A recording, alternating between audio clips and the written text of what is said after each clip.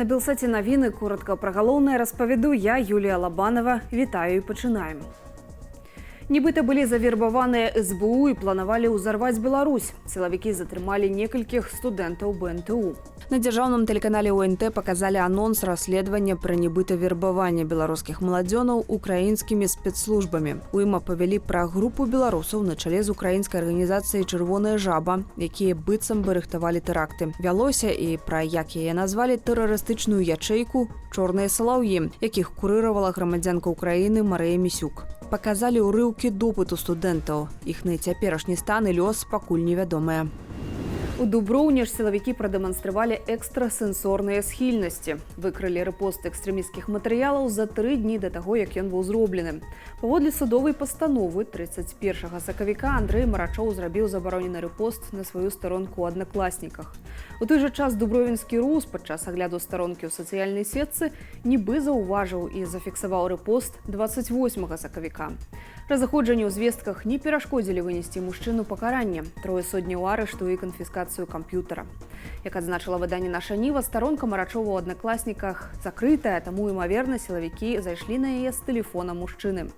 Андрэй Марачоў больш за 20 гадоў працуе на дубровінскім ільнозаводзе. Яго двойчы запар судзілі за дробнае хуліганства ў сакавіку, пасля чаго перазатрымалі. З паляўнічых у снайперы працэс перападрыхтоўкі зарганізавала Міністэрства абароны Беларусі. Як апавёў колішні кіраўнік МУС, а цяпер старшыня таварыства паляўнічых і рыбаловаў Ігор Шуневіч, такі рэзерв можа быць выкарыстаны ў выпадку вайны.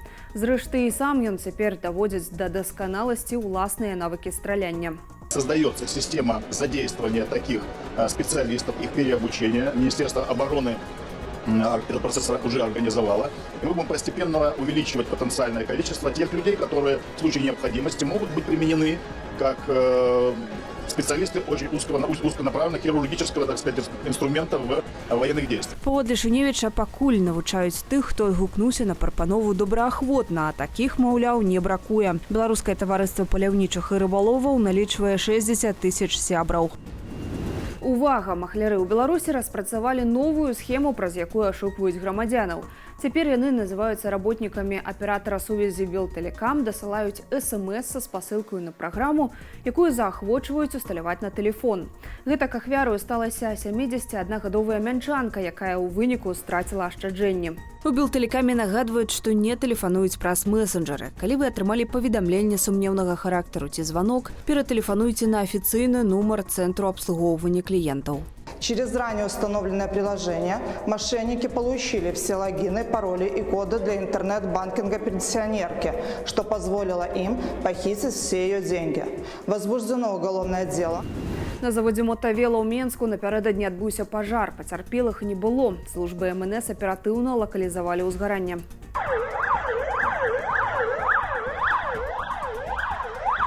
Як паведамілі ў Міністэрстве надзвычайных сітуацыяў, на даху загаралася смецце на плошчы 15 квадратных метраў. Наступствы зліквідавалі за гадзіну. Апавяданне юрыста штабу Віктара Бабарэкі, палітзняволенага Максіма Знака, пабачыць вялікую сцэну.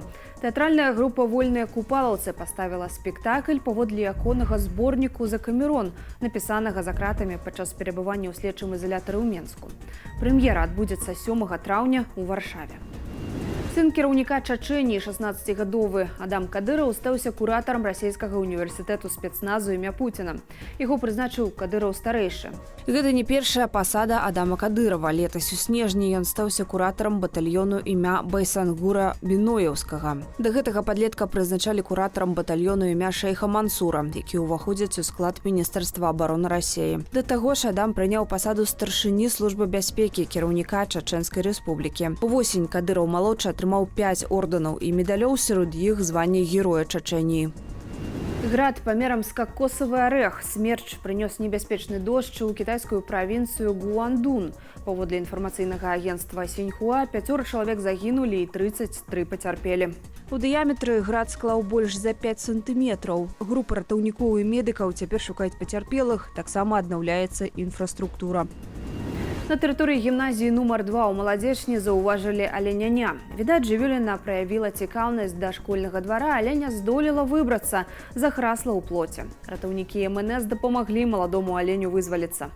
Але не абяссіліла пасля самастойных спробаў выбрацца. Не дзіва, працаўнікам МНС давялося расціснуць металічныя пруты адмысловым абсталяваннем, пасля чаго жывёліна стала на ногі і пабегла. І гэта ўсе навіны ў кароткім аглядзе. Калі для вас гэта бяспечна, каментуйце выданне, стаўце лайкі і дзяліцеся ім. Так інфармацыю пабачыць яшчэ больш гледачоў. Падсумаванне ж інфармацыйнай карціны дня глядзіце ў аб'ектыве о 20-й. Заставайцеся з намі.